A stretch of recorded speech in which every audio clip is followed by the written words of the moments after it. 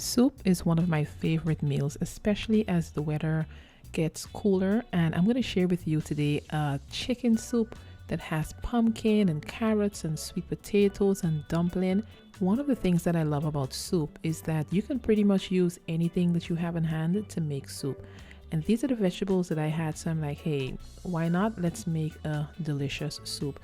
The first thing I'm going to do is to cut my carrots into pieces.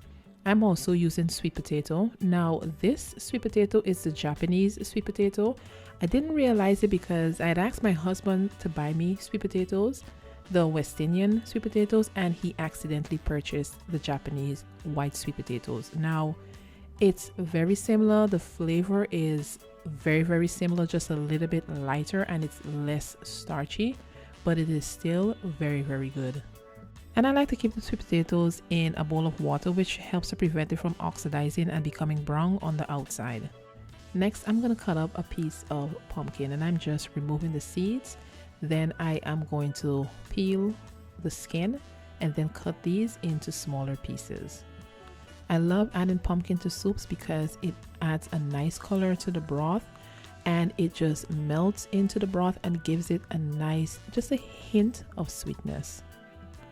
And as always, I will have the recipe linked below in the description box. I am also going to link a couple other soups which are very similar, and I do have other soups on the channel and I will link those below in the description box. So if you are interested in making this recipe, head on down to the description box and it's going to lead you over to my blog, jehancancook.com. Next, I am going to finely dice an onion. And when it comes to making soup, this is the most tedious part of it all, which is cutting up all of the vegetables. It takes a little bit of time, but the cooking process is just super easy. While I love chicken soup, one of my favorite soups is cow foot soup. Let me know in the comment box below, what is your favorite type of soup? If you had to choose just one, what is your favorite?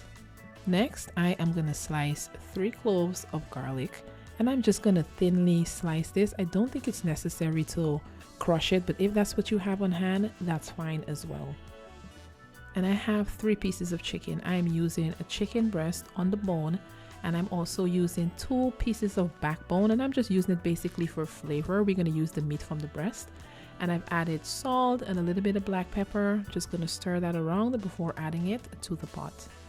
Now you can use any part of the chicken. You can use whole leg and thighs and just shred the meat from the thighs and add it back to the soup. And that's exactly what I'm going to do.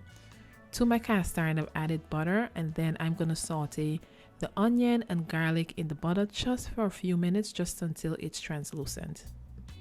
Next, I'm going to add the chicken pieces and I also like to cook these for a few minutes. Now, if you're one of those people who prefer just to dump every single thing into the pot, you can absolutely do that and not use the butter. It's just a preference. I like to kind of saute the vegetables and the meat a little bit before adding the rest of my veggies. And as you can see, I'm adding the pumpkin, the carrots, the sweet potato, and now I'm also adding some chicken broth. And you can use chicken broth, chicken stock, you can use water with the chicken bouillon. I'm going to use a combination of all 3 to get that nice, rich, deep chicken flavor. So I'm adding the liquid. I want enough liquid to cover the vegetables because this will cook for a while. We need to tenderize the sweet potatoes, make sure that chicken breast is cooked. I'm adding thyme, bay leaf, a weary pepper, and as you can see, I'm also adding some chicken base. And I'm just going to stir that all around and then bring it to a boil. Once it comes to a boil, I'm going to place the lid on top, lower the heat to a simmer and allow that to cook. Now I'm going to get started on the dumplings, and to a bowl I've added flour, salt, a little bit of sugar, and I'm going to add some water. Now this dumpling is going to be a little bit more dense. I guess it's more so of a spinners kind of dumpling. I make different dumplings all the time. Sometimes I make duff, which is light and airy. I make a dense dumpling, or even sometimes in between. And I'm just mixing it all together and adding a little bit of water at a time, you know, just filling it out. You don't want it to be too soft, but at the same time you don't want it to be too stiff and dry. And I'm going to knead it just until I get all of that flour that's in the bowl kneaded into the dough.